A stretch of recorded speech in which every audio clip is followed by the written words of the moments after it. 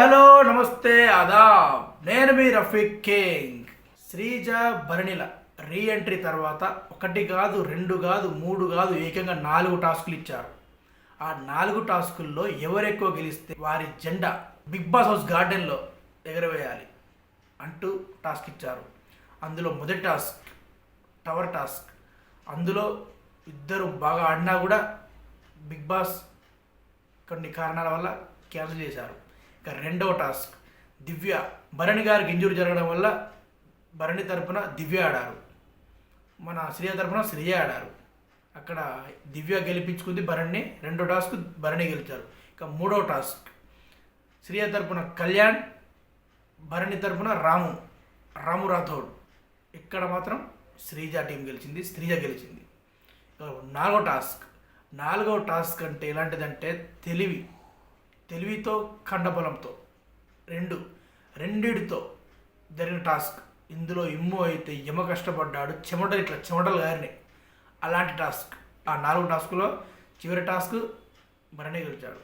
3 టాస్కులు భరణి గెలిచి ఒక్క టాస్క్ శ్రీజ గెలిచిన కారణంగా పాపం శ్రీజ ఎలిమినేట్ అవ్వబోతుంది. ఇది అందరికీ షాక్ అనుకుంటారు కానీ షాక్ కాదు. ఒకసారి షాక్ అవుతారు, రెండుసార్లు షాక్ అవుతారు, షాక్ అవుతారు, ఎవరన్నా కారు.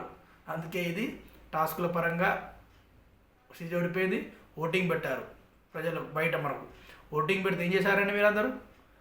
రీఎంట్రీ అన్నారు. ఎక్కడ రీఎంట్రీ?